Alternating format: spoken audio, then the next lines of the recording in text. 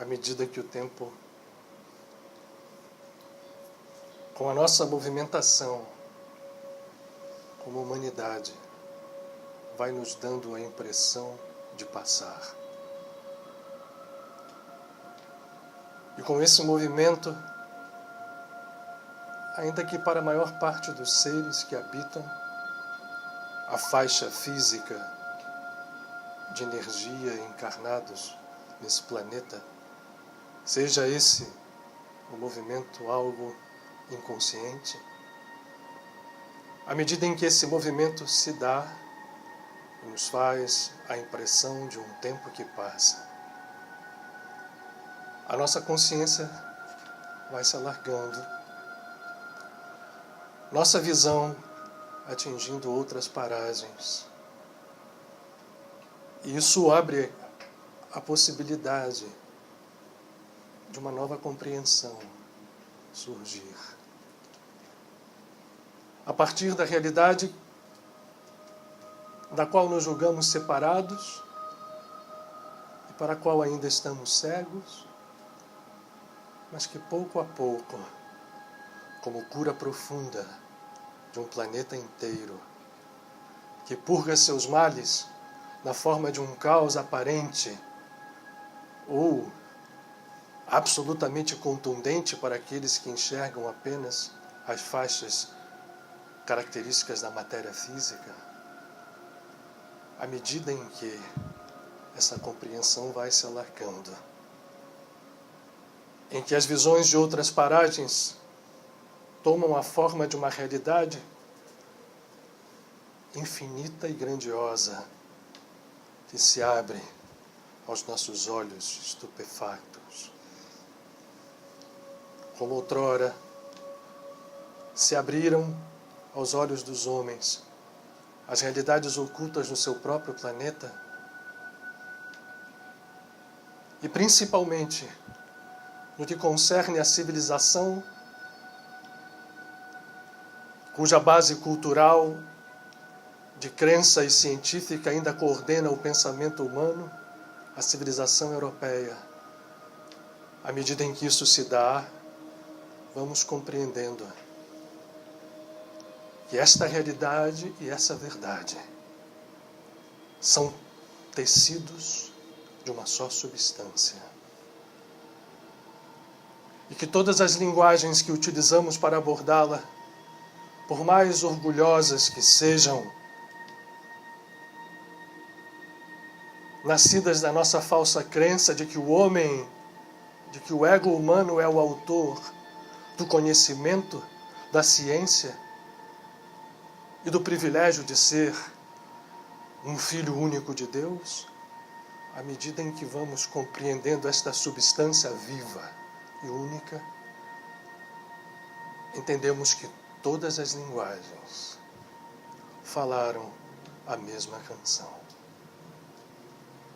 e continuam a nos trazer esta mesma e única mensagem, e que a cegueira do nosso ego entendeu como vinda de fontes separadas, enxergando o que é aparente e não aquilo que está oculto, mas que agora podemos vislumbrar a beleza que une trabalhos profundos vividos em distância, no tempo e no espaço, na linguagem e na cultura, mas que são um só, e dizem respeito ao despertar dos seres que vivem nesse planeta, nós, humanos encarnados ou desencarnados. E essa mensagem única, outrora, ou ainda hoje, infelizmente, fonte de separação, aos poucos vai se impondo na sua realidade luminosa e levando aqueles que de modo pioneiro enxergam com clareza que tudo é um. Esta realidade vai nos trazendo a força que é dada àqueles que, pioneiros, levam adiante a transformação da consciência de todos um dia. Bhagavan Krishna, Yeshua Bar Yosef, Jesus de Nazaré, Siddhartha Gautama, Moshe, Muhammad, Francesco d'Assisi, Eliyahu Hanavi, esses e tantos outros se dirigem a uma única realidade infinita. E em modos diferentes, em tons diversos, cantam a mesma canção. E já passou pelo movimento da própria humanidade o tempo em que isso deva ser claro. Não mais fontes de orgulho e de vaidade, mas fonte de união e de integração absoluta naquilo que é, em nós, a única realidade, a divindade, o sagrado, a luz. Não nos creiamos longe, nem incapazes de atingir tal estado. Sejamos perseverantes no mínimo, pois esse mínimo esforço repercutirá nos universos. E a consciência se encarregará de, ao nos despertar, trazer a nós aquilo que importa. Como disse Jesus, na consciência do Cristo. Ide ao Espírito, buscai o Espírito, que é essa consciência infinita. Todo o mais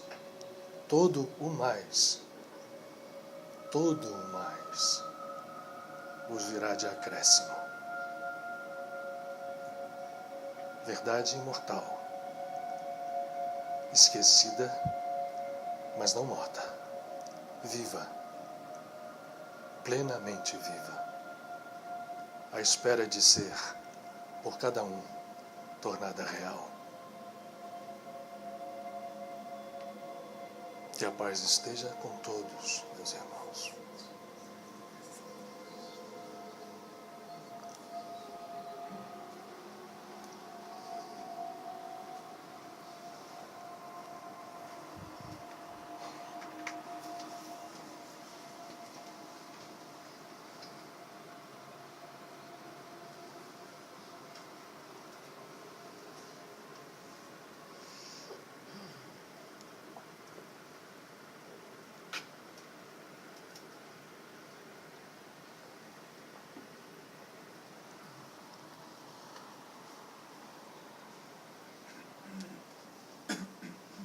Boa noite a todos. Sejam muito bem-vindos à nossa casa. De todos vocês, e até para aqueles que estão conosco pela primeira vez ou de volta, aos celulares. Não, é o meu. Nada, nenhum problema também, isso não mata ninguém. E hoje é um dia muito especial, né? Numa época especial, então vamos aproveitar mais uma vez as especialidades e as oportunidades que nós temos recebido, de podermos, entendendo o que seja a via espiritual, mais do que entender, experimentar isso, porque esse é o objetivo que nós estamos aqui reunidos. Eu sempre explico, e hoje, como temos aqui companheiros de primeira vez, é sempre bom relembrar que esses trabalhos não são uma palestra no sentido intelectual, ou no sentido de conhecimento, no sentido de estar aqui eu fazendo uma passagem de conhecimento para vocês. Isso é talvez a coisa lá no final da fila. Isso é um trabalho espiritual que acontece aqui. E eu sou parte dele também. no sentido de que eu não tenho nenhuma posição passiva, ativa, controladora, desculpem. A posição é sempre de procurar canalizar aquilo que chega com a maior precisão possível e entender o trabalho que está sendo realizado aqui ao longo da conversa que a gente tem, de um pouco mais de 1 hora. Então vamos a isso, né, juntos hoje, num dia tão especial, que ainda estamos em horário brasileiro, no final daquilo que se chama o Janamastami, que é o aparecimento do Senhor Krishna. Na Índia já acabou, mas ele, como estamos no Brasil e o tempo é relativo, então as coisas não são lineares, muito menos o tempo. Nós podemos com toda tranquilidade aqui no Brasil aproveitar esse último momento que, exatamente nessas horas, nessa hora da Índia, no que foi a segunda-feira deles, né, porque a Índia está às 6 horas da gente, em um horário, ou 7, né, talvez 7 ou 8 horas, dependendo da posição no subcontinente indiano, e se faz os últimos pujas em relação à comemoração do nascimento, do aparecimento, melhor dizendo, do Senhor Krishna. Então, esse dia calha com uma especialidade enorme, porque fala principalmente do objetivo que nós temos aqui na casa. Essa casa não faz e nem dá preponderância a nenhum ismo. O que nós fazemos aqui na casa é exatamente buscar o entendimento daquilo que rompe as fronteiras aparentes que têm sido tão maléficas para a humanidade ao longo da sua caminhada espiritual. Porque nos faz, esse tipo de visão nos apega profundamente. Nós vamos ouvir hoje aqui essa palavra apego e desapego ser repetida muito, porque isso foi uma das tônicas do trabalho do Senhor Krishna, de Bhagavan Krishna, no mundo. E isso gera todo tipo de doença. Então, nessa casa, a gente não se apega a ismo nenhum. Então, nós não estamos hoje falando do Bhagavad Gita, e isso é uma caixinha, e amanhã estamos falando da Kabbalah, e é outra caixinha, estamos falando de uma outra coisa, e é outra caixinha. Não existe isso nessa casa. Às vezes pode dar até a aparência, porque como nós temos várias atividades acontecendo, temos estudos do Bhagavad Gita aqui, temos estudos de Kabbalah, temos estudos específicos de outras coisas, mas todos aqueles que fazem esses estudos específicos são conscientizados e alertados para entender que não estão aqui fazendo proselitismo das suas visões espirituais, porque senão a casa não cumpriria o seu papel. Ela seria um espaço aberto, ok, melhor do que ser um espaço fechado, e que daria espaço às pessoas virem defender os seus ismos. Nada disso. Nesta casa não há ismos. Então, quando alguém faz um trabalho aqui, olhando qualquer linha, e na segunda-feira o que a gente procura fazer é a conjunção disso tudo, essa pessoa está completamente conscientizada de que ela está ali apresentando uma linguagem. Porque o que é natural? Por que existem tantas linguagens como existem de abordagem da espiritualidade? Porque a gente tem natural uma ressonância, de forma natural. Até pela nossa trajetória passada. Nós temos histórias dentro dessa caminhada do ego. E, portanto, muitos de nós reencarnaram muitas vezes dentro de um determinado padrão de espiritualidade. Dentro do catolicismo, muitos de nós reencarnaram dentro de religiões ou divisões espirituais orientais, e assim por diante. Então, a ressonância é natural. Eu tenho mais afinidade com essa linguagem. Mas o que a gente procura fazer aqui é quebrar esses padrões e mostrar que tudo isto fala de uma realidade só, e entender como pode ser benéfico não só entender isso, como utilizar isso a nosso favor. Quando a gente entende a mensagem que vem no Bhagavad Gita e muito mais em toda a tradição védica, e entende que isso pode ser montado como um grande multidimensional, né, quebra-cabeça no bom sentido da palavra, em que nos dá uma compreensão mais ampla da vida como um todo e nos dá instrumentos de trabalho, sem que nós tenhamos apego, isso é o melhor dos mundos. E hoje, inclusive, a data do Janamastami caindo, como cai no calendário solar no dia 3 de setembro, porque o mês védico é um calendário lunisolar, como é o calendário da Kabbalah, do judaísmo. Então essa data é uma data móvel, ela cai entre os meses de agosto e setembro, como também o Ganesha Chaturthi, que vem agora, no dia 14, esse ano. Cada ano varia. Mas esse ano, ele, por uma coincidência, não coincidência, ele cai exatamente na semana final da lua minguante do mês de Elul, que nós tivemos aqui há 2 semanas atrás, compartilhando com vocês o seu poder, o mês cabalístico de Elul, que corresponde, os meses se regem nestes calendários pelos signos zodiacais, como também se faz no zodíaco indiano. O mês de Elul é um mês vinculado à constelação e à vibração cósmica de Virgem. E nós fizemos aqui aquela já não está mais aqui, as mudanças são mais... Do ver a Maria. Maria Santíssima. Não está aqui. Guardaram. Mas, enfim, na cabeça da gente está. A gente fez a comparação do nascimento virginal, da concepção virginal de uma consciência messiânica e a relação direta dele com a mãe desta figura, que foi Jesus de Nazaré, com um símbolo não vinculado a nenhuma estrutura religiosa oficial do nascimento virginal de todos nós. Porque na nossa substância íntima, todos nós somos absolutamente puros, virgens nesse sentido. Portanto, a única essência que existe realmente é a essência de pureza que habita na nossa natureza mais profunda, na natureza divina. Nós enchemos essa essência de pureza de impurezas criadas pelo poder que nós temos como ego. Eu digo ego no sentido de um ser humano, de um ser consciente. Ego nesse sentido, né?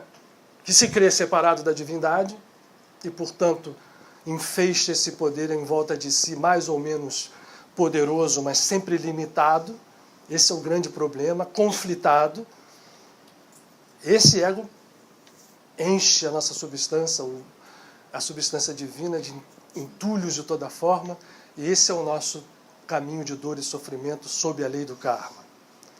Porque por esta opção, e todas as tradições falam desta mesma opção, das suas linguagens diversas, a mais clara que nós temos e a mais natural, a mais comum para nós ocidentais é a que está no livro do Gênesis, onde um casal, uma polaridade aberta de polo positivo e negativo, no sentido de polaridade mesmo, que estava naquele momento absolutamente unificado, porque o Gênesis nos fala de uma criação inicial do homem macho e fêmea, antes de surgirem as figuras de Adão e Havá, Adão e Eva, mas esse casal, já separado, numa polaridade que naquele momento era harmônica, come um fruto de uma árvore, a árvore do bem e do mal.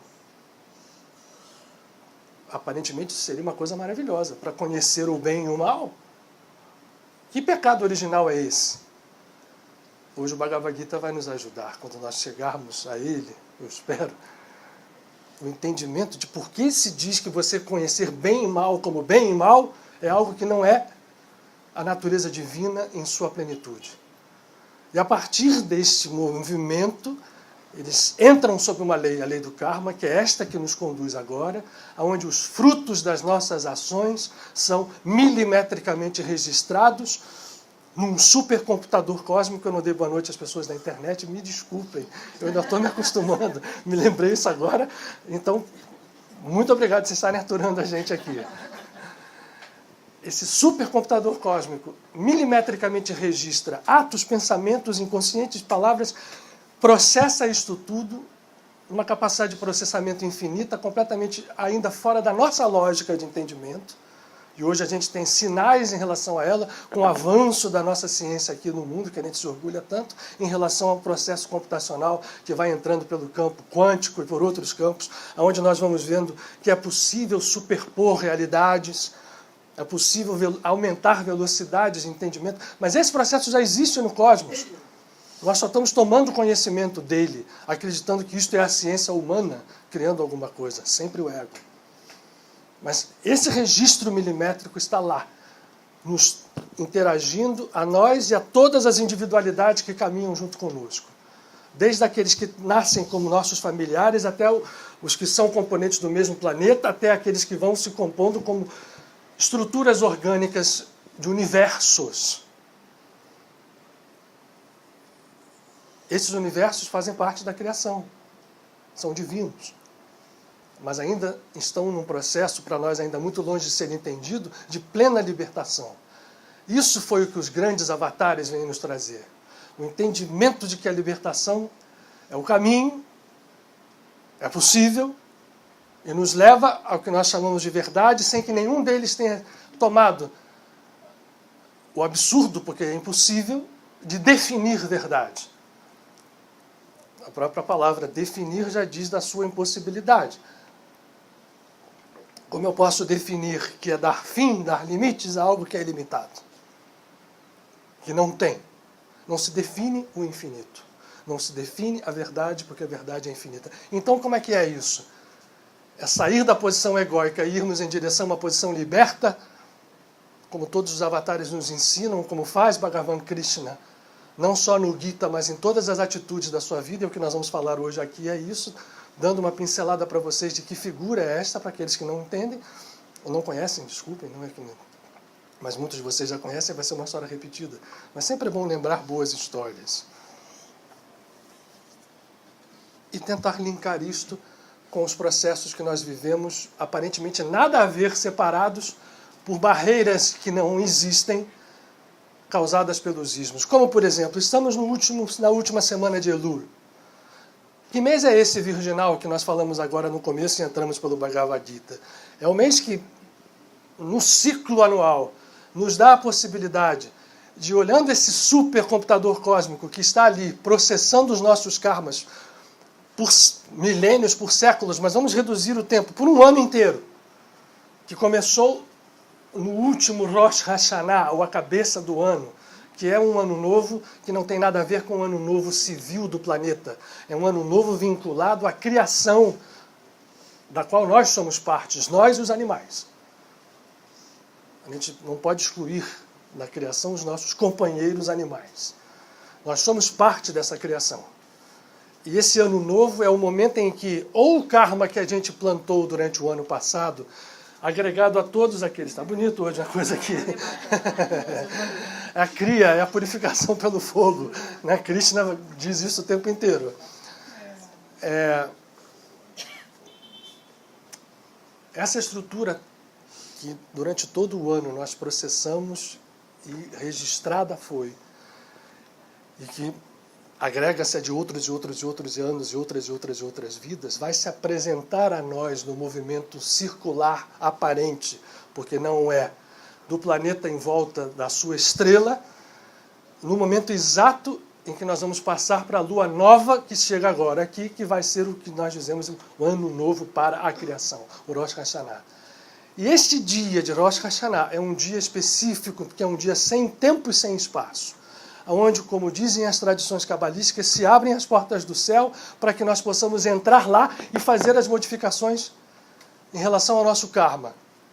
É claro que isso não é tipo assim, não é uma espécie de Black Friday, mas é uma coisa meio como se nós tivéssemos um ano aberto uma porta. Agora, não é para entrar como a gente entra no sopetão e pegando tudo. É meio uma coisa de uma fila preparada, e o mês de Elul serviu para isto. Mas quem não fez o trabalho ao longo do mês, ainda tem uma semana para fazer este trabalho interno de meditação, de purificação, de entendimento do seu retorno, que em hebraico se fala em tshuva.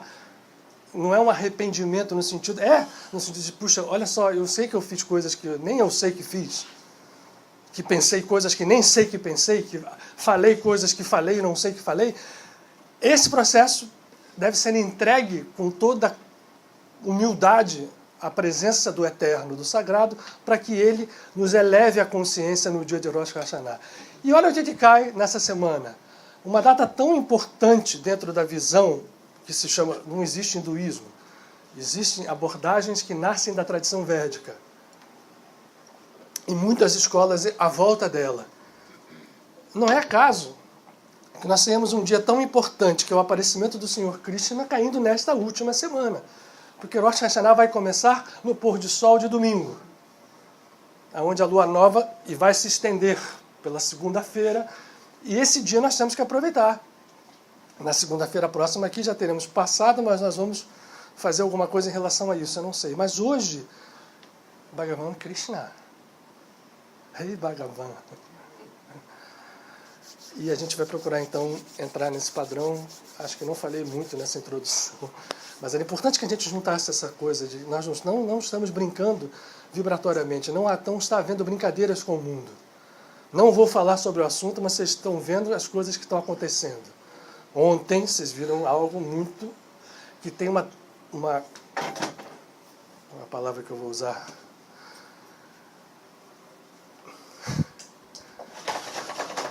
O que aconteceu ontem tem toda uma estrutura simbólica por trás, que não se resume só às nossas normais revoltas e gritarias, apontando coisas que foram e deixaram de ser feitas no mundo material. Mas há uma ligação com o processo espiritual desse país, dessa cidade, de tudo que aconteceu em 5 séculos de história, e de tudo que aconteceu naquele momento ali, aquela tragédia, no sentido, e foi, só que há coisas por trás disso, não é o caso, não vou falar mais sobre isso hoje, me desculpem, porque senão a gente estenderia o que está acontecendo aqui.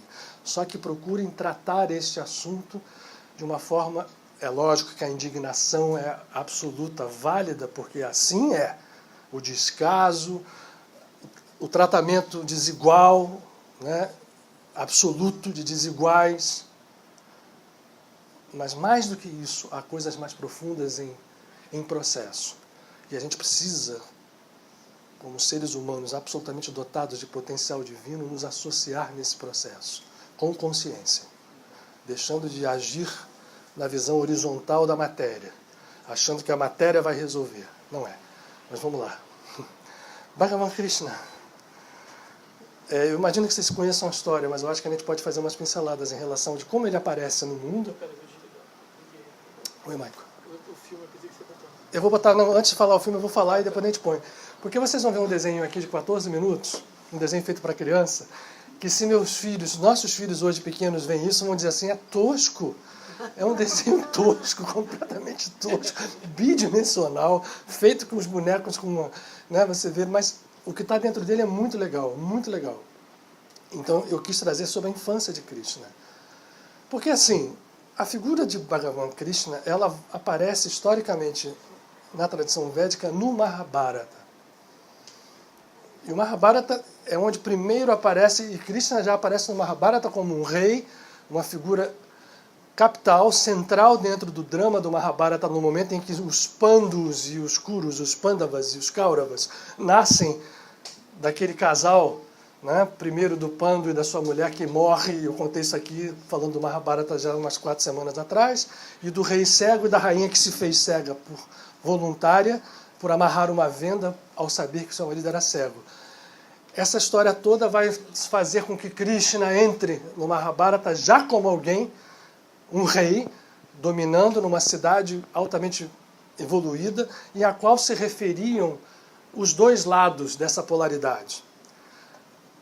As histórias de Krishna criança, e a gente tem aqui uma das que representa mais essa história, que é o ladrão de manteiga, né, ele se deliciando aqui com a coisa de manteiga, ele na boca roubando manteiga, traquinagens e depois a sua infância, a sua juventude.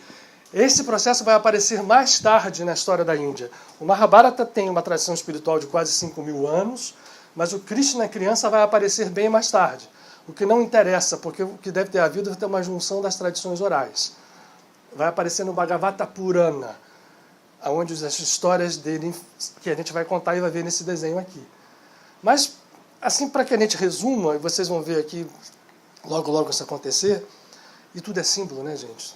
Na verdade, nós estamos falando, sempre que a gente fala de uma tradição, nós estamos falando de um fato que tem uma base histórica, mas o que acontece ali é um jogo profundo de símbolos e de códigos, e de instrumentos de entendimento e de realização espiritual.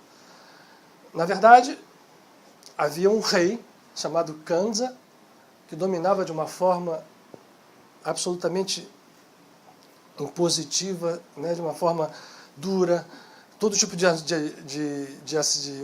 adjetivo que vocês queiram usar. O seu reinado, um déspota da pior espécie, e tinha uma irmã que casa, e num determinado momento ele é avisado de que o 8º filho dessa sua irmã iria matá-lo e retirá-lo do reino. Nós vamos vendo a conjunção de símbolos que vai se aproximando das outras tradições que nós vamos ver. O que ele faz? Quando ele sabe disso, ele prende esse casal, Vasudeva e Devaki, os pais de Bhagavan Krishna, entre aspas, porque também para a tradição védica se fala de aparecimento, porque vai acontecer um nascimento completamente divergente do nascimento normal, como vai ser depois levado à tradição cristã, e que foi levado a outras tradições, suméricos, mesmo da tradição judaica, isso acontece. Mas o que ele faz? A cada filho que nasce, ele mata. E vai matando em volta também, meio como Herodes fez dentro da tradição bíblica, aqueles que vão nascendo, para não ter dúvida. Até que o oitavo aparece, e aparece com a sua forma, e simbolicamente com uma fortíssima luz azul, dentro da cela onde viviam Vasudeva e Devaki. E quando aparece, e Kansa vai matá-lo, ele não consegue chegar à cela onde está, e as portas das grades se abrem, os guardas dormem, e Vasudeva sai com seu filho nos braços, atravessa o rio Yamuna, que se abre, e numa chuva intensa ele é protegido por Kalya, a serpente que depois vai batalhar contra Krishna, a serpente de 5 cabeças. E chega ao outro lado de Yamuna e entrega a Krishna 2 pais adotivos, Nanda e Yashoda. Yashoda, engraçado, é um nome que depois vai ser o nome da mulher de Siddhartha, com um sufixo a mais, Yashodhara. Yashoda, mãe de Krishna, o cria com seu irmão Balarama, o irmão adotivo, e aí começam as aventuras da infância de Krishna, que vocês vão ver. E há uma coisa muito interessante, porque a visão da espiritualidade hindu é uma visão completamente diferente daquela que foi se enraizando dentro da tradição judaico-cristã, que é o tratamento da sexualidade como algo divino. Então nós vamos ver coisas da infância e da juventude de Krishna que são tratadas no Ocidente, foram tratadas nas primeiras traduções do Bhagavad Gita. Olha só a coisa, vou fazer um parêntese. O Ocidente ignorou essa história. Lembre o seguinte, a história do Ocidente é longa, não é tão curta assim. Né? Nós temos civilizações ocidentais que vão para trás do ano 1000, 2000, antes da era comum, da era cristã. Mas só vai aparecer o conhecimento do Bhagavad Gita de uma forma estruturada na Europa no século XVIII. É a primeira tradução que acontece do Bhagavad Gita, e depois do Mahabharata, dentro do Mahabharata o Bhagavad Gita. Então, já estava instituída todo um tratamento da sexualidade como uma forma controlada por uma série de estruturas de culpa e de troços que, quando aparece o que vem dentro da tradição védica em relação a Krishna e as gopis, que são as suas companheiras, que eram apaixonadas por ele, e que ele, com a sua flauta, as elevava em consciência e todas vinham à sua volta. Esse cara isso existe, artigos e artigos. É um devasso, é um rei devasso que tem... Quando isso tudo é código. São códigos profundos que têm que ser entendidos dessa forma, e ainda que houvesse... ninguém sabe como foi, dentro das tradições de 5.000 anos, como foi realmente a vida do ser que encarnou sendo Bhagavan Krishna, materialmente falando. Mas o fato é que as tradições trazidas remontam a uma espiritualidade profunda, isso é só um adendo que eu faço aqui, que não ataca a sexualidade da forma como é atacada pela visão ocidental. E a eleva, ao contrário, porque Krishna aparentemente é paradoxal, porque ao mesmo tempo em que ele tem esta relação, ele propõe através, ele é o que faz surgir a yoga como nós a conhecemos, a técnica de yoga, principalmente a técnica de Kriya Yoga, surge no Bhagavad Gita, é apresentada ao mundo por Bhagavan Krishna na figura de Arjuna, que é um dos pandus, fala da elevação da consciência, rompendo a barreira dos sentidos, ou seja, fazendo com que a nossa visão de energia divina seja entendida como uma visão ampla, tomando a consciência de alto a baixo. Tem meu laserzinho de mão? Vou mostrar aqui no quadro para vocês. Vamos lá. Rápido, senão eu não consigo. Tem que botar pilha, é assim. Ah, não, pilha, então vai na mão mesmo. Olha aqui. Márcio, se fosse você, tava com a mãozona lá, mas eu vou aqui, ó. Aqui. Não, mas só essa mão aqui. Vocês estão vendo esse centro daqui, na base da espinha? Pois, tem a madeira. Ah. Você quer dar para bater em alguém? Está me lembrando dos tempos de colégio, que o professor de matemática vinha e acordava a gente na carteira. Era só na carteira, eu me lembro. Esses centros aqui, na verdade, são centros de uma só energia. As pessoas às vezes encaram chakras como centros que tratam energias separadas, de qualidades diferentes. Não são. São a mesma energia que apenas se manifesta em expressões que são específicas para aquela função do ser humano, mas que todas elas devem estar controladas por esse processo aqui, e mais ainda, na ligação que esse ser faz com o cosmos, a consciência cósmica à sua volta, que está melhor expressa aqui. Vocês vejam a figura toroidal aberta e a cabeça dele já não tem calota, significa que ele está completamente ligado ao alto e abaixo, e essas energias estão cada vez mais, vamos dizer assim, etéreas, porque elas estão se unificando. E no final, quando a consciência se liberta, essa série de figuras toroidais que se completam, esse desenho é muito bem feito pelo Alexis Bray, é um canal absoluto de conexão com todo o cosmos. Isso aqui é a forma bidimensional de você representar multidimensões cósmicas se coligando a um ser individual, que já não mais é um ser individual apenas. Porque aqui a tentativa é muito bem feita existem aqui vários toroides superpostos, linkados por essa unidade, como se o ser individual esteja e está ligado ao universo inteiro. Aqui ainda não somos nem nós, isso aqui já é um passo avante da maioria de nós. A maioria dos seres humanos tem isso quase que apagados, e aqui basicamente sem ligação nenhuma, e a ligação se dá aqui. Portanto, a maioria dos seres humanos, infelizmente, que ainda vive no planeta, tem a sua consciência para acordar, dormir, lutar pela vida, de alguma forma, perdendo ou ganhando, e ter relações sexuais de procriação ou não. Manifesta suas energias apenas nesse nível. Krishna e todos os grandes avatares mostram que a energia deve circular, e só que a visão que Krishna nos traz, por não estar vinculada ao condicionamento que foi feito no Ocidente em relação à energia... Era para você que eu tinha que dar? Não, eu vou botar aqui. Não foi uma troca. O que essa energia que no Ocidente foi extremamente bloqueada, né, a do amor principalmente, a energia e o poder da fala, que ficou no âmbito das estruturas esotéricas, que tratam o poder do som e da criação apenas numa magia um pouco mais ou menos profunda, e a união com o divino.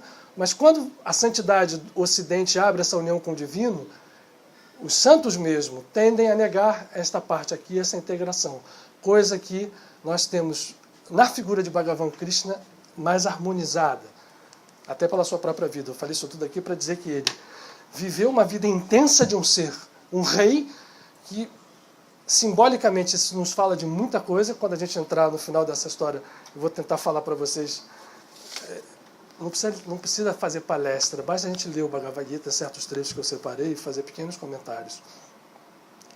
Eu adoro essa tradução, a tradução do Humberto Roden, né, que é muito criticada, mas eu gosto muito dela, porque o Humberto Roden tinha uma visão muito ampla de ligação da tradição oriental com a tradição ocidental. Então ele transita muito bem com a sua tradução, sem ser um traditore, como em italiano se diz, né, tradutore, traditore. Sem trair, ele vai e consegue manter, mas abrindo um campo, tirando da rigidez de uma tradução que manteria as coisas mais fechadas. Mas Krishna é surpreendente. Bhagavan Krishna é surpreendente. Vamos lá no desenho, então, que vai divertir um pouco a gente. Realmente ele é tosco, mas é muito interessante. Eu vou ficar com aquilo na mão, para poder eventualmente assinalar algumas coisas no desenho. Hare Krishna. Errou, botou... Isso é uma música que eu pretendo de Paramahansa Yogananda, que depois eu pretendo trazer para vocês aqui na preparação da meditação final. Esse é o nosso plano. Tá errando tudo, Michael? A infância de Krishna, agora tá aí. Apaga as luzes, por favor. Tá sem som?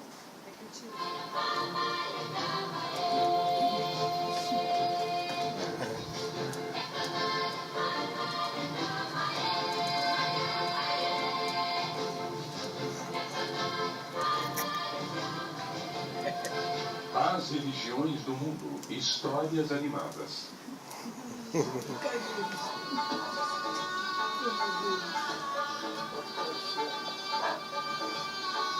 Cheio de boneco do posto, né? Para o casamento de Kansa, de Vasudeva e Devaki. E aqui Kansa. Rei como condutor. Para minha irmã, nada menos do que o melhor.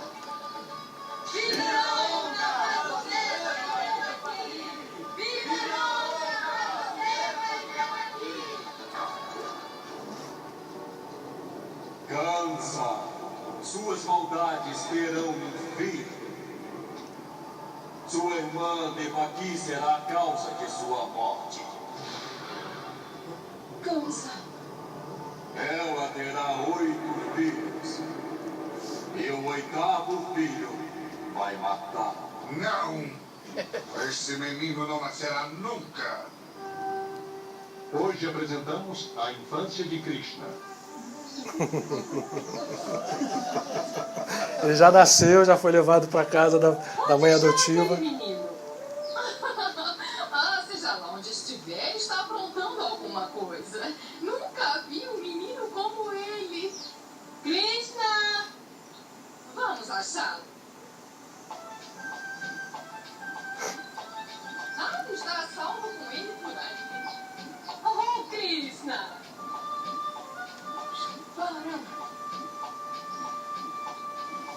Ele soltou as minhas vacas ontem. Elas partiram para a floresta. Ele é um menino muito travesso.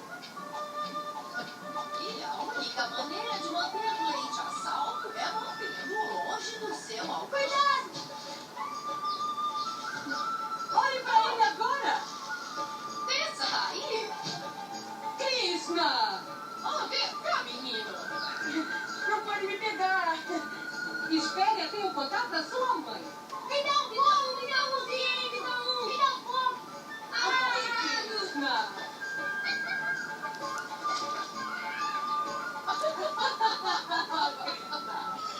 Krishna, como pode ser um menino tão levado? Não diga como esse, sabe que Gargamuni está aqui hoje. Está com seu pai agora, apresse-se. Estou aqui para dizer que o menino que criou como seu filho é, na verdade, o Senhor do Universo. Vishnu. O quê? Krishna é Deus. Um Deus em forma humana. Venha. Vamos, meu filho. Rápido. Você andou comendo lama? Não. Abra a boca e deixa eu ver. Ele é o Senhor de toda a criação, de todas as coisas e de todos os tempos. Vamos, abra a boca. Através dele, as pessoas vão saber o que é real. O verdadeiro significado das coisas só vem de Deus. Tudo o resto é falso. Meu garotinho. Mas por que Vishnu tomou a forma de um menino? Sempre que há muita maldade no mundo, Vishnu toma a forma humana para lutar contra ela.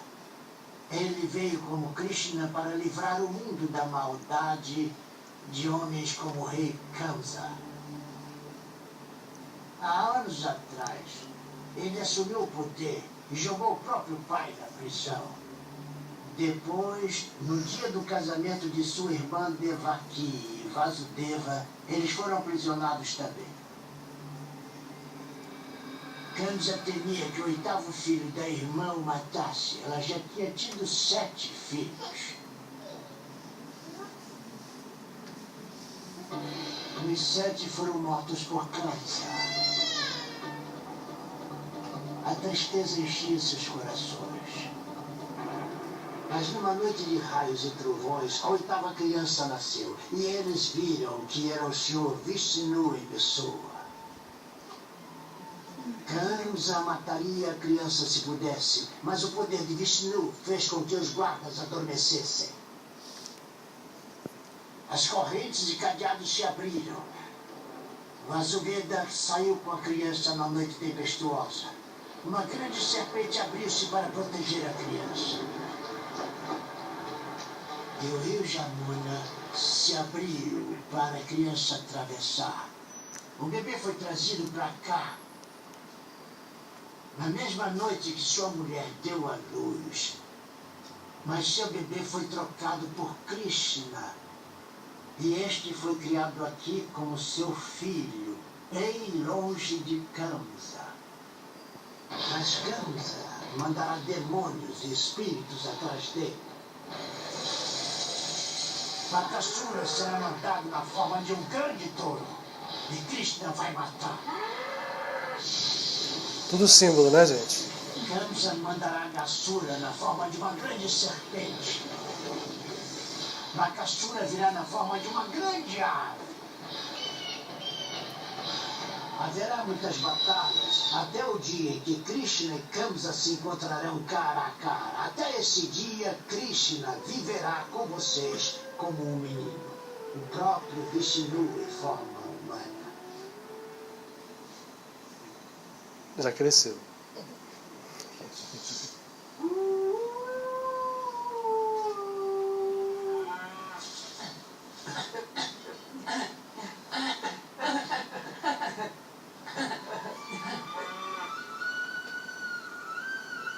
Você ainda tem fôlego? Eu estou exausto. Vou beber água.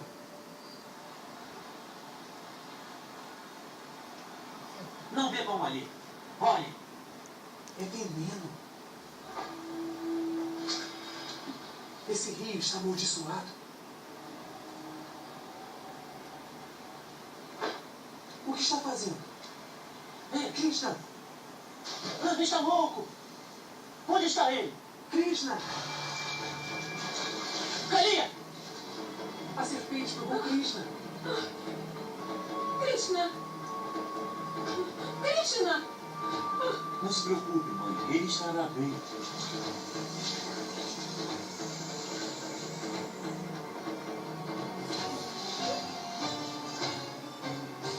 Krishna dançando sobre o ego. Ele está dançando. Mátia! Não. Por suas esposas e filhos, deixarei Kalia partir. Chega de maldade. O rio será um lugar sagrado de novo.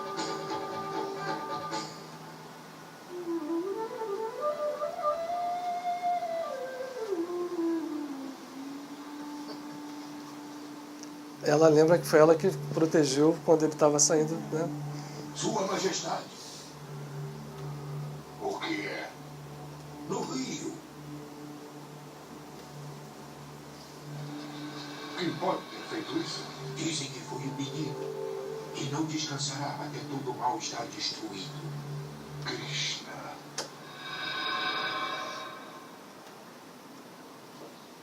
Agora aqui está tão bonito. E tudo graças a Krishna. Ah, eu amo tanto. Não tanto quanto ele. Amo sim. Essas são as gopis, da qual a mais importante, Radha, é aquela com quem ele declara o seu amor mais profundo, que simboliza toda a criação. Radha Govinda Jai. Seja meu marido. Oh, Katyayani, faça com que seja meu marido. Acha mesmo que vai tê-lo como seu marido? Então terá de implorar para Deus a Katyayani. Eu já fiz isso. Muitas vezes. Vamos para o rio. Sim, vamos.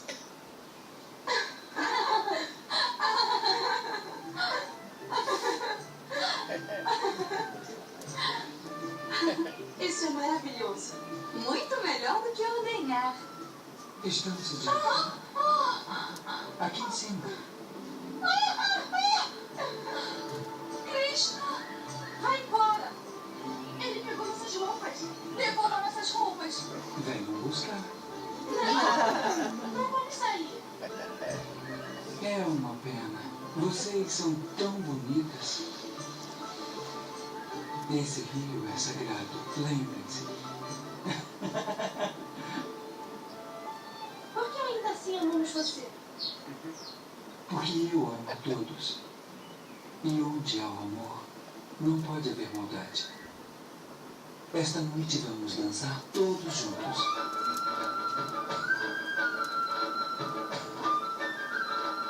Que bom que vai dançar comigo. Que bom que me escolheu. Sabia que ia me escolher.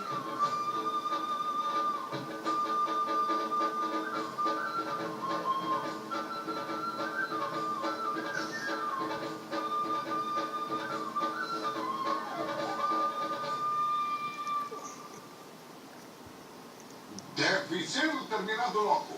Sim, majestade. Com certeza, majestade. Será terminado logo. Será o melhor estádio do mundo, o senhor vai ver. E depois vou convidar Krishna para uma amigável luta.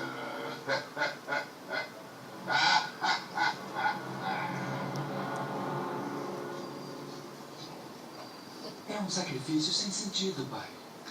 Como assim? Precisamos de chuva, então fazemos o sacrifício para Indra, o deus da chuva. Olha que interessante Estamos com medo isso. dele. Por isso ele fica orgulhoso e preguiçoso. Devemos nos sacrificar por amor, não por medo. Você deve estar certo. Sim, estou. Reverenciem o que amam.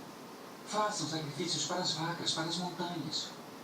Bem, isso não deve fazer nenhum mal. Lembrem que Indra era o super deus, o chefe dos deuses. Não reverenciamos Indra, agora ele está furioso. Olha o Indra ali, ó. Krishna, é culpa sua. Faça alguma coisa. O que o menino pode fazer? Querem um guarda-chuva? Esse deus de guarda-chuva do tamanho da montanha. Isso é uma tradição mesmo. Até hoje, lá em Vindravan, eles vão a essa montanha. Não há o que temer. Isso foi incrível. Krishna é maravilhoso. Eu amo. Radha. O que foi? É um mensageiro. Venho da parte do rei Kansa. Tenho esperado por isso. Ele o convida para uma luta. Bom, acho que estou pronto. Quem são esses dois? Você os conhece?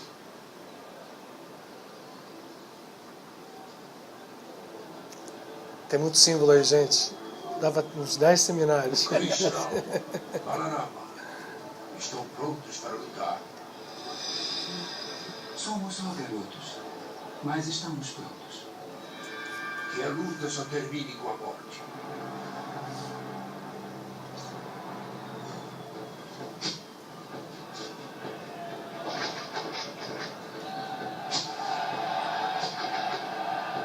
Peguem-no!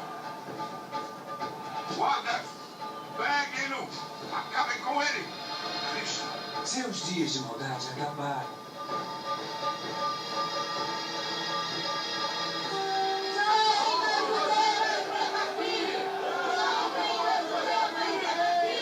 Trago de volta o verdadeiro rei.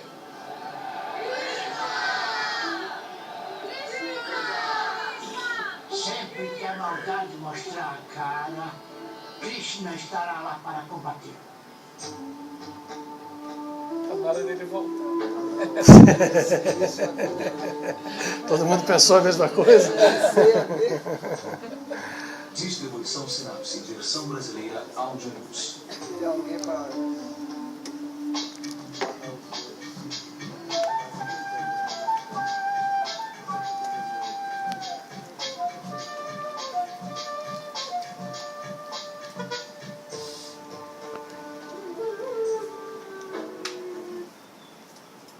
Desenhos interessantes para criança, né?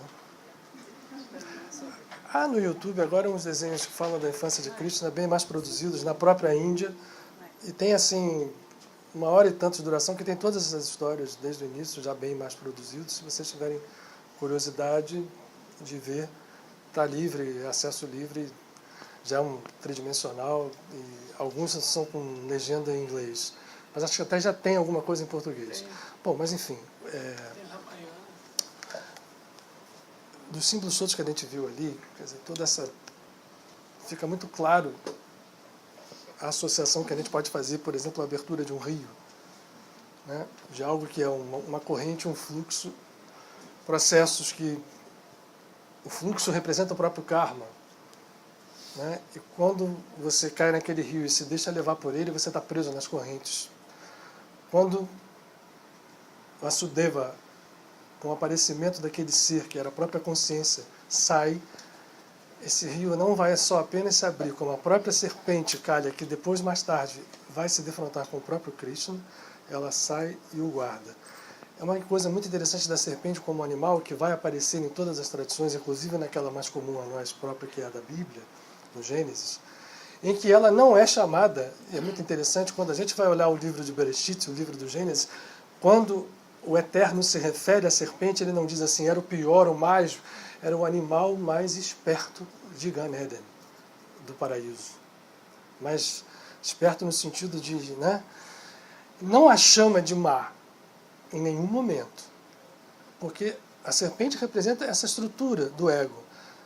E quando acontece por Adão e Havá terem comido aquele fruto de conhecimento do bem e do mal, e terem saído, então, daquela consciência que eles tinham de uma união para uma consciência de separatividade, onde um polo fica negativo, o outro positivo, e esses dois polos passam, aparentemente, para eles a se conflitar, e que todo o drama kármico começa a se desenrolar, a serpente é condenada a arrastar a sua barriga pelo chão. E esse símbolo, como é que anda uma serpente? Se vocês virem lá aqueles filmes que tem agora, né, no deserto, e você vê quando o cara acha uma serpente, ele vai ver isso aqui, é uma onda. A serpente que se arrasta pelo chão é o nosso ego, que cai dos mundos de consciência elevada, desce para os mundos físicos e vive neste mundo onde as ondas de caráter eletromagnético que compõem a realidade física, que é apenas uma pequena parte da realidade universal, dominam. A serpente, ela se arrasta pelo chão, mas há momentos em que ela se levanta. Krishna, quando aparece, a serpente Kaliya se levanta para protegê-lo. Depois ela vai se defrontar e quando ele a vence, ele diz, não vou matá-la. O eu não mata o ego. O eu faz assim, agora eu liberto ele, as suas esposas e os seus filhos e vão seguir. E Kaliya segue, dali para diante, com uma outra realidade. Mas naquele momento ela se levanta. E existe na Torá, e depois essa passagem é confirmada de uma certa forma simbolicamente por Jesus.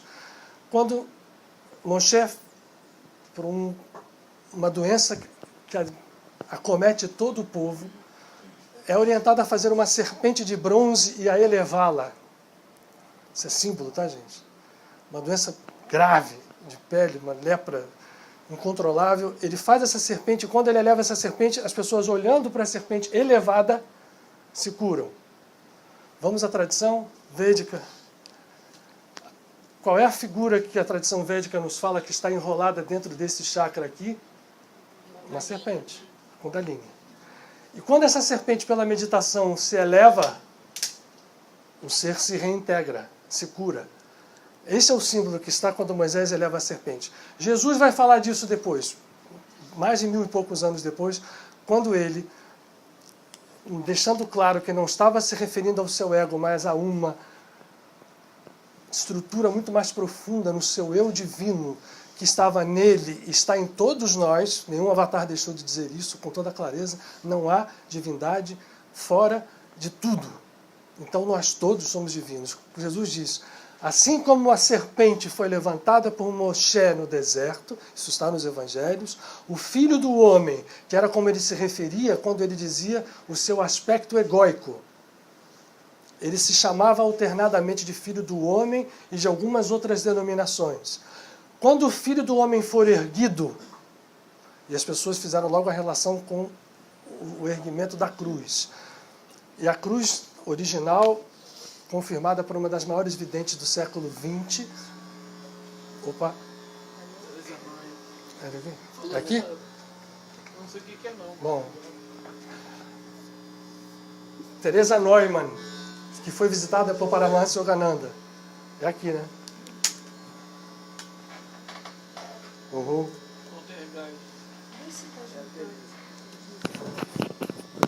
Um com o outro? Será? Ou é a insatisfação? Acabou a pilha, eu acho. Não? Acabou a pilha? Não. Acabou, foi aqui mesmo. Vamos lá. Refaçamos. Teresa Neumann, que foi uma das maiores videntes católicas do século XX, que foi visitada por Paramahansa Yogananda, que tinha fenômenos espirituais impressionantes, tinha evidências... Ih, caramba. Cláudia, faz esse favorzinho para mim, por favor. Evidências de cenas da contemporaneidade de Jesus. Ela falava em aramaico e descrevia cenas com uma precisão absoluta. E uma delas era que a cruz não era assim, era uma cruz nesse sentido. Se você abrir a árvore da vida, você vai ver Yesod aqui, Malchut aqui, e os caminhos que ligam Yesod, a parte superior da árvore, abertos. Quando você eleva o ego, como a serpente foi elevada no deserto, a consciência desperta. Krishna faz com que Kaliya, que tinha o protegido naquele momento de elevação do ego no seu nascimento, né, e que depois vai brigar, mas acaba se reconciliando, mostra esse caminho. A derrota de Kansa, a sua recuperação dos seus pais, são símbolos muito, muito interessantes. Mas agora vamos aqui ler de onde realmente a gente pode tirar melhores ensinamentos. Eu vou ver se eu consigo. Olha quanta marcação eu fiz. Mas a gente ainda tem alguma coisa a fazer, que eu acho que mais aproveitar a vibração, porque não é só o que eu vou falar, o conhecimento intelectual, é o que está acontecendo aqui. Nós todos conectados aqui, nós todos passando para quem não está conosco aqui. Conectados, inclusive, as pessoas que estão vendo pela internet, mas aqueles que estão no nosso pensamento, estão nas nossas casas, que estão em lugares que a gente nem sabe aonde, em quem são, sofrendo tanto, esses processos todos se completam. O Bhagavad Gita, ele vai surgir dentro do Mahabharata, quando o drama do Mahabharata chega ao seu ponto crucial, onde uma batalha que foi tentada ser evitada pelo próprio Krishna, como uma espécie de mediador entre os dois lados, entre os Kurus e os Pandus, tentando evitar de todas as formas. Num determinado momento, diz, sabedor ele da lei do karma, vocês levaram as suas vidas, as suas estruturas, isso vale para todos nós, a um ponto crucial onde a batalha tem que se dar. Não há mais como fugir dela. E aí ele oferece aos dois lados que eles queriam dele, e ele diz, um dos lados quer o seu exército, aqueles Kurus que são apenas materiais, o exército dele era muito poderoso, e os Pandus, entre os quais Arjuna, que era filho de Indra, por isso eu assinalei o Indra, era filho do Deus mais poderoso. E nós vamos ver aqui como Krishna se refere a essas divindades. Escolhem a ele. E Krishna vai ser o condutor da carruagem de Arjuna, com 5 cavalos, que são os 5 sentidos. E quando Arjuna chega para a batalha, ele olha lá no outro lado, as pessoas que o ajudaram a se tornar quem ele era, Drona, Bhishma e vários outros instrutores. Paramahansa Yogananda faz um estudo maravilhoso do Bhagavad Gita, já traduzido para português em 2 volumes, que eu recomendo para quem quiser se aprofundar. A Self-Realization Fellowship vende esses livros em 2 volumes, é maravilhoso como ele faz a comparação desses códigos. E a batalha está ali, quando ele vê aquelas pessoas mais queridas dele do outro lado, ele diz, eu não vou lutar, como é que eu vou matar as pessoas que... Drona, que foi a pessoa que me ensinou a ser o arqueiro que eu sou, e joga a sua arma no chão e é acometido de uma depressão súbita. E começa o Bhagavad Gita, porque Krishna, com os cavalos ali, né, indóceis, os dois lados da batalha, postos um contra o outro, e ninguém vê o que está acontecendo, só enxergam de longe Arjuna com a cabeça baixa, e há um diálogo entre eles. Esse diálogo está aqui. É o Bhagavad Gita, a canção do Senhor.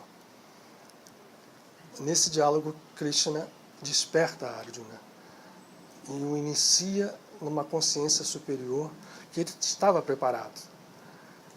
E é muito lindo, porque, como diz bem Gandhi, podia desaparecer tudo no mundo. Não desaparecesse o Sermão da Montanha e o Bhagavad Gita, a humanidade estaria salva. E é verdade. E o que eu vou procurar fazer aqui? Dentro dessa tradução, em vez de fazer comentários, eu vou apenas ler. Aqui, Krishna dá surgimento, melhor dizendo, não faz isso porque isso está nos Vedas também, mas ele concatena o que seja e o que é a yoga, a união do ser com a sua natureza divina, representada por ele mesmo, Bhagavan Krishna. Que naquele momento diz, eu sou nesse momento um ser humano, mas a divindade está em mim. Nós vamos ouvir isso ser falado depois. Mas não de uma forma egóica, não de uma forma separatista, em que ele se exclui da humanidade. Todo o tempo do Bhagavad Gita, Bhagavan Krishna faz com que Arjuna e todos nós, que estamos ali representados, vamos convergindo para ele. E olha que tempo interessante, a gente está em Elul, né? E ele mostra que naquele momento, tudo aquilo que Arjuna viveu na forma do karma, a história do Mahabharata fala muito das lutas de Arjuna. Se vocês se interessarem, leiam, porque vocês vão entender um pouco melhor do que eu estou resumindo muito aqui. Todas as batalhas de Arjuna contra si mesmo vão se convergir naquele momento crítico para uma decisão que ele precisava tomar, entendendo que todos aqueles que estavam lá eram ele mesmo, ele ego, e que a divindade falava através de Krishna, mostrando que era preciso renunciar aos atributos do ego, sejam quais fossem eles, mesmo aqueles mais caros a nós, para que nós entrássemos num processo de consciência liberta. Vamos ver se eu consigo ser feliz e escolher os termos para fazer o que eu estou imaginando. Abre o livro, então, a canção com o diálogo de Krishna dizendo, você tem que lutar, não tem como não lutar. Diz ele, armas não ferem o eu, o fogo não queima a alma, e águas não o molham, ventos não o ressecam. O eu não pode ser ferido, o eu, a nossa natureza divina, nem queimado, não pode ser molhado, nem ressecado, ele é imortal, não se move, nem é movido, e ele permeia todas as coisas. O eu é a própria eternidade. Para além dos sentidos, para além da mente, para além dos efeitos da dualidade, habita o eu. Pelo que, sabendo que tal é o eu, por que te entregas à tristeza, ó Arjuna? Isso vai continuar até que Arjuna resolve se levantar, Krishna soa o seu búzio e a batalha começa. Essa batalha vai levar ao triunfo dos Pandus, mas o que é dito aqui no Bhagavad Gita é o que interessa para todos nós. Diz Krishna, os Vedas tratam dos 3 atributos da natureza. Lembrem-se que a natureza está representada por Ada, a Gopi com a qual Krishna tinha maior ligação, e entram no casamento numa dança perfeita. Existem vários pujas feitos em relação a essa, inclusive um do próprio Paramahansa Yogananda. Tu, porém, Arjuna, remonta para além desses pares de opostos. Estabelece-te firmemente na verdade. Não te apegues a lucros, nem posses materiais. Firma-te no eu, e de estar-te encontrarás a libertação deste mundo relativo e emancipação dos seus atributos. Ele começa dizendo isso e vai prosseguindo, mostrando da ilusão da mente, do apego aos objetos. Vejam bem, ele não vincula. O fantástico de Krishna é que ele não diz, não seja pobre, seja nada disso. Ele era um rei absolutamente rico. Seu palácio era uma coisa fantástica. Ele tinha um exército poderoso que ele cedeu por um dos lados da batalha. Então ele não está falando aqui de você não ser rico ou ser pobre no sentido do ego. Ele está dizendo do processo mais essencial, da substância que move o ego a se apegar a coisas materiais, invertendo a ordem da vida. E foi o que Jesus disse depois, ao dizer, buscai o Espírito. Quando eu busco o Espírito, eu estou livre de apegos, o resto vem por acréscimo. Então eu posso ser um rei absolutamente rico como Krishna, e aliás, nem Jesus Cristo era essa pobreza que as pessoas falam, querem fazer como se o pobre tem que ser pobre. Não, Jesus tinha amigos muito ricos, sacerdotes que o davam proteção o tempo inteiro, enquanto ele viveu no mundo. Grandes, José de Arimateia é um exemplo. Ele parava na casa dessas pessoas. Nós vamos ver Jesus fazendo parte de festas de Zaqueu, por exemplo, de outros tantos. E nada contra a pobreza. Ele tinha contra, ou nada a favor de uma pobreza obrigatória. O que ele queria era abundância para todos. Ao contrário, uma abundância, igualdade. E assim também Krishna. Vamos lá para a gente... Disse Arjuna a Krishna, ó Senhor bendito, quando se fala entre as pessoas terem a dualidade entre agir e conhecer como a forma de chegar à divindade, agir ou se entregar à meditação. Se é verdade que mais vale a sabedoria do que a ação, por que então me convidas a me envolver nessa luta horrível? As tuas palavras contraditórias encheram-me de confusão a mente, pelo que dize-me claramente qual dos dois caminhos é melhor para mim. Ele aqui ainda não estava decidido, e aqui vai ser apresentada a ele a yoga. Eu já te disse, ó príncipe, resposta de Krishna a Arjuna, 2 caminhos de libertação se abrem diante de ti.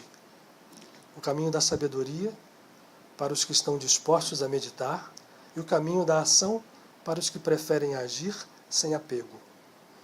Entretanto, esses 2 caminhos são um só. Isso é fundamental que a gente entenda. Porque se eu ajo sem estar com minha consciência elevada, a minha ação é apego. Se eu apenas faço a meditação e não, eu desperdiço um dom absurdo de divindade que nós todos temos dentro de nós. Ninguém se liberta da escravidão, do seu agir, pelo fato de não agir. E ninguém atinge a perfeição interior só por desistir da atividade externa. Ninguém pode existir um só momento sem agir. A própria natureza o compele a agir, mesmo sem querer. Pensar, vejam só, olha cada coisa que sai daqui. Pensar também é agir no mundo mental. Quem é extremamente inativo, mas cede a desejos internos, esse ilude a si mesmo.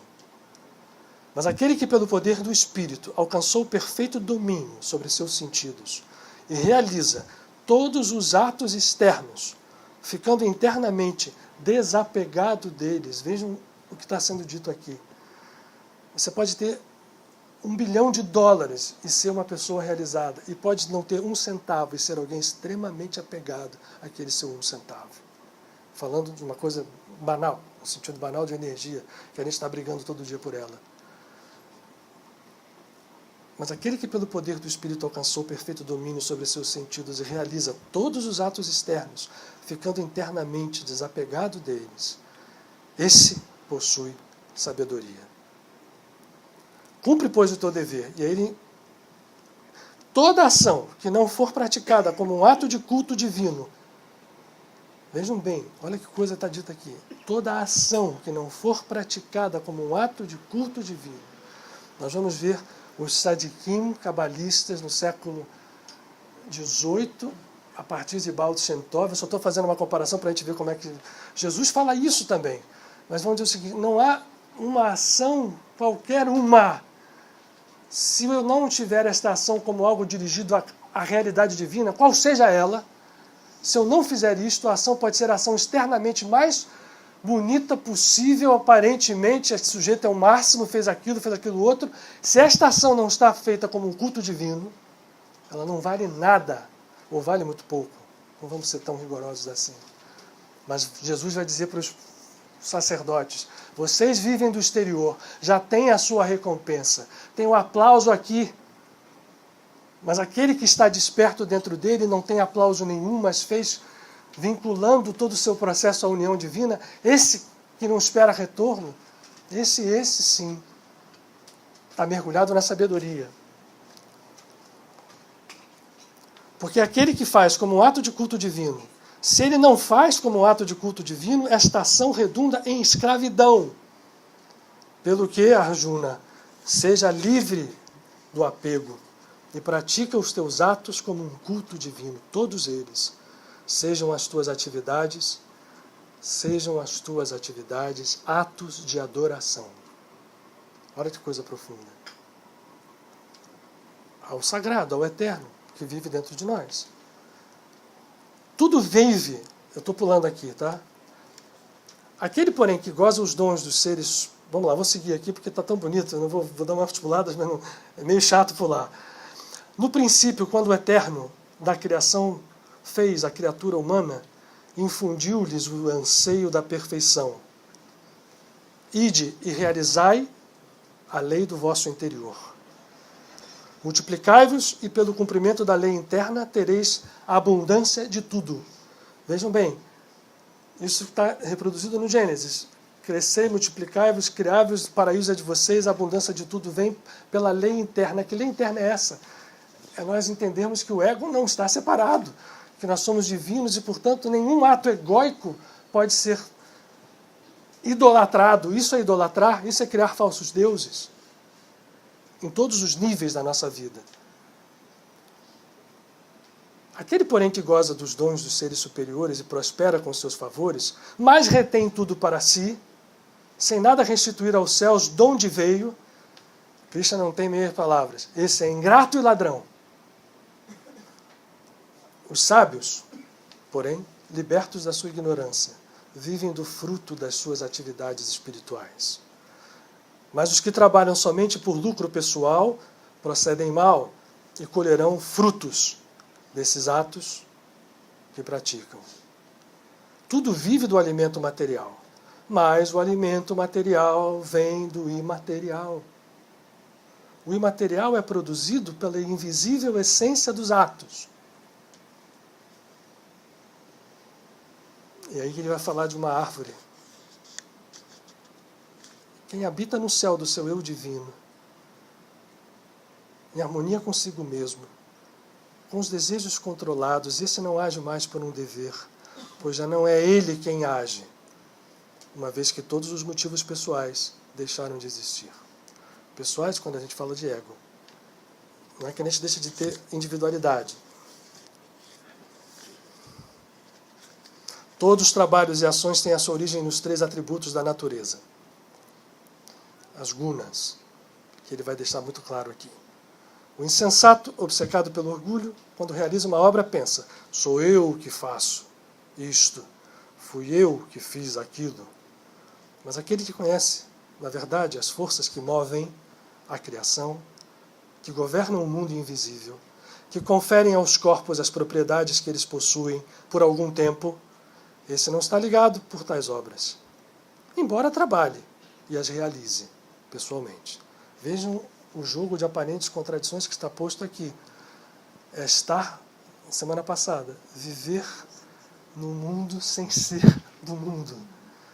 Você realiza, mas você sabe que não é o seu ego. Nós não estamos gerando karma, porque isso vai conduzir a um estado superior. A partir do momento em que a yoga, e principalmente a Kriya Yoga, nos é apresentada, esse estado superior vai elevando a nossa consciência e esse desapego vai se transformando em equanimidade, em destruição das nossas ilusões. Essa é a batalha de Kurukshetra. Fala, Arjuna. Qual o poder mestre que impele o homem a cometer pecado e contra a sua vontade o obriga a isto?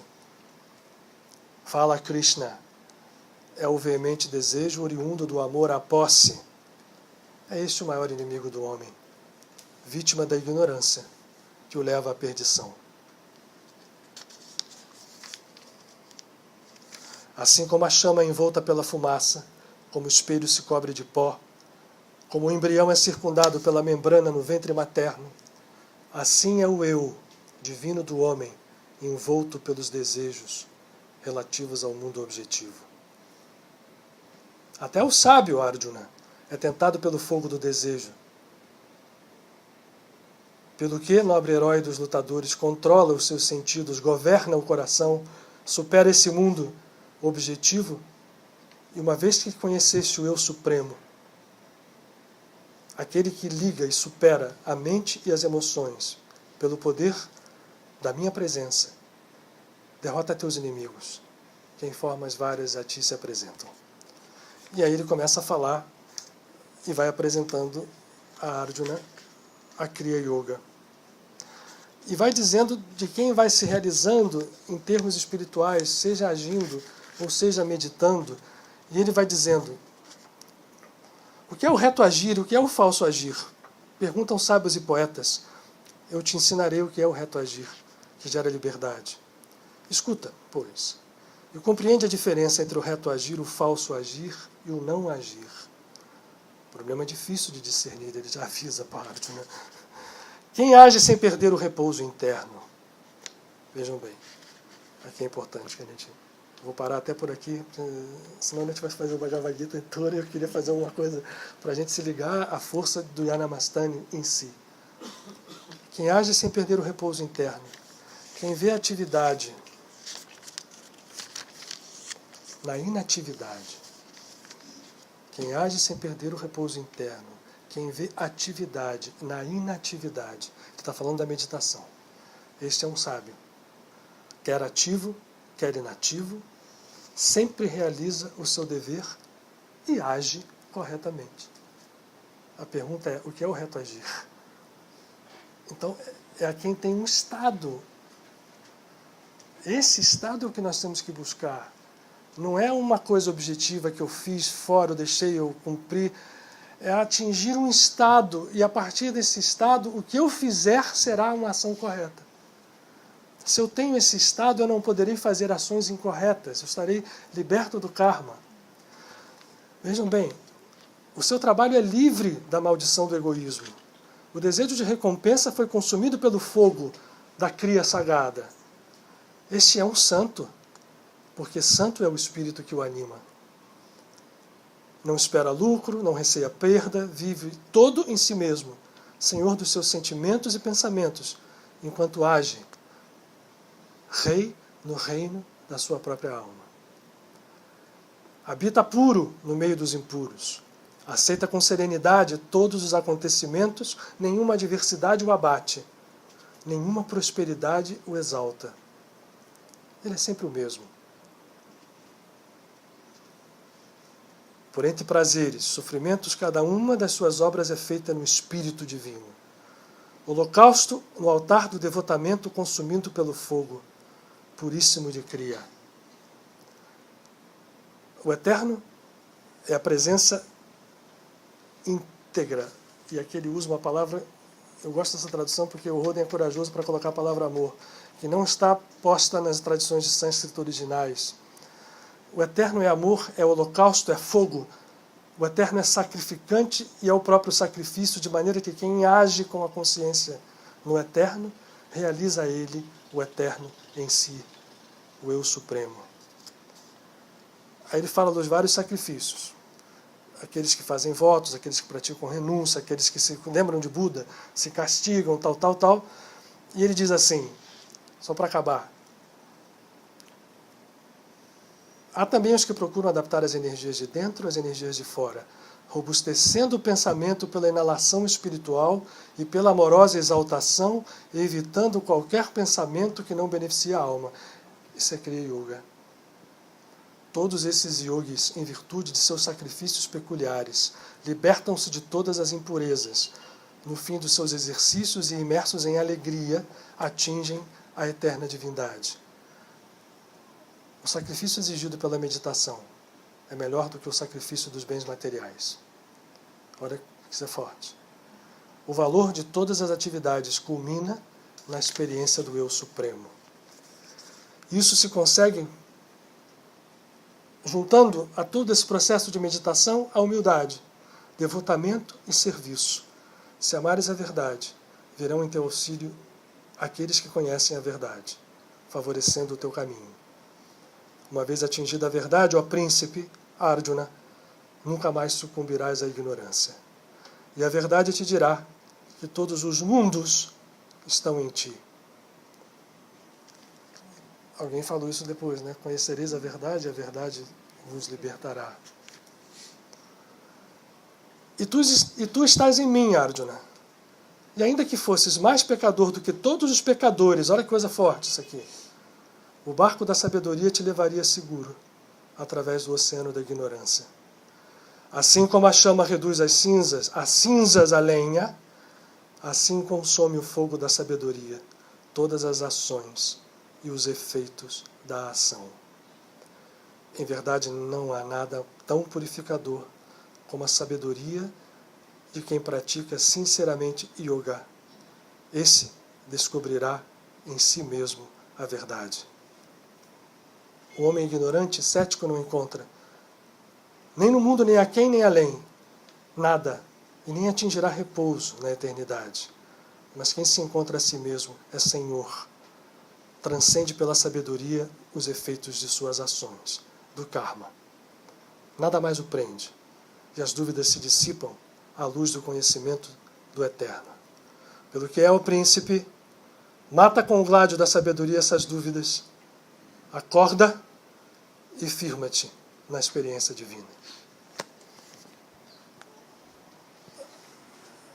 Um dia a gente prossegue. Michael, vamos fazer aqui uma meditação, porque, aproveitando, eu vou fazer aqui duas coisas. Eu vou colocar duas músicas para Paramahansa Yogananda. Uma delas, para que a gente me visualize, as figuras são muito bonitas, e ouça, essa música é em inglês, mas ela é muito, a letra é muito simples. Ela vai dizer: meu Krishna é azul, o tamal é azul. O tamal é a árvore que dá a cânfora. É a árvore sagrada porque Krishna gostava de subir nas árvores de tamal e gostava de sentar abaixo para meditar. Paramahansa Yogananda, como um discípulo amado de Bhagavan Krishna, faz essa música dentro da sua devoção que transbordava o tempo inteiro sob diversas formas, inclusive na forma de canções. Essa música é muito linda. Eu vou deixar ela tocando aqui porque ela vai nos preparar para a gente entrar depois. Ela diz então: o meu Krishna é azul, o tamal é azul. Oh mãe, se eu morrer, me ponha bem alto, num galho alto da árvore de tamal. E aí ele vai no final dizendo: quando eu quero morrer, ó mãe, onde Krishna se sentou, debaixo da árvore de tamal, sentado embaixo de um pé de tamal. Essa é a letra que vai ser cantada aqui em inglês. Eu deixei em inglês porque eu não consegui encontrar nada em português que a gente pudesse. Recomendo que quem gostar vá lá nas sessões, se faz, os cantos cósmicos são cantados e essa música volta e meia vem à baila. Então, se gostarem, mas a gente vai ouvir em inglês aqui, mas acho que a letra é tão simples, é o tamal, é o amor ao tamal, e é uma música, é uma voz feminina muito legal. Quando acabar, a gente vai emendar num cântico também dos monges da Self, e aí não tem problema, porque eles vão dizer apenas uma frase, a louvação a Krishna, na música, que vai se repetir. Nós temos ainda 10 minutos, vamos ver como é que a gente se dá dentro dessa história. Se vocês me derem mais 5 minutos, tem problema, para 9h35, eu acho que cabe, para que a gente entre nesse padrão e possa receber aquilo que a gente está recebendo aqui, está sendo trazido para nós e para quem está compartilhando conosco. E a letra desse mantra é Rei Bhagavan, Rei Bhagavan, Bhagavan Krishna, o Ser Supremo que aparece sob a forma humana e que diz: eu estou presente em todos os seres da criação. Desde aquele aparentemente mais pecador, mais horrendo, até o mais celestial. Porque tudo sou eu, tudo é o divino.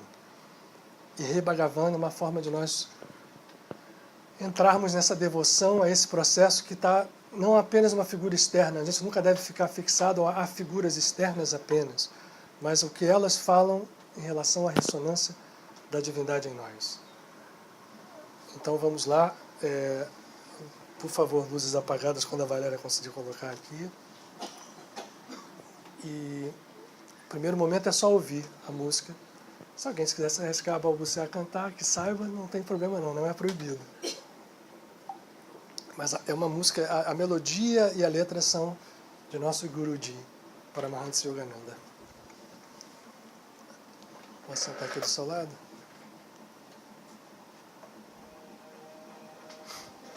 Krishna is blue.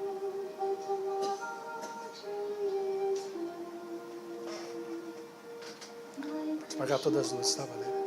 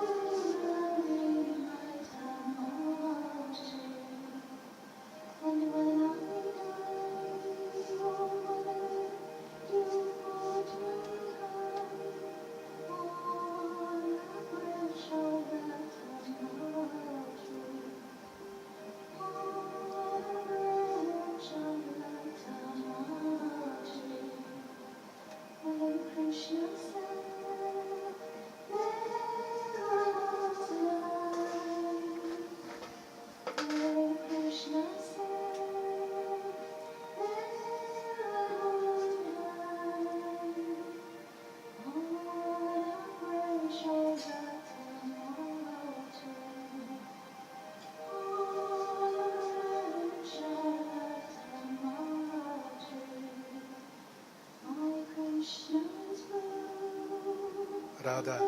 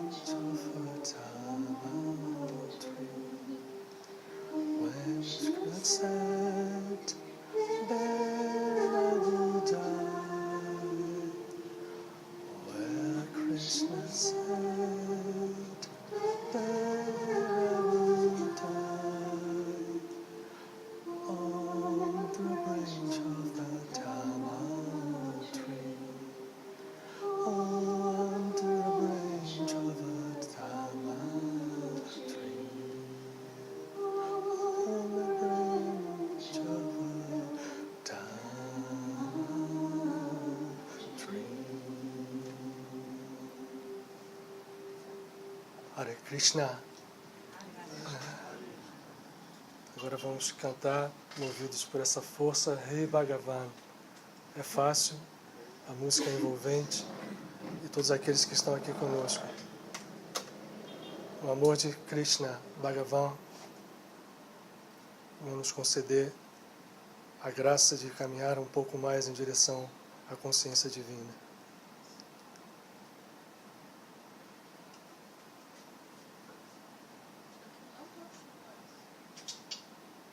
O Marco já foi?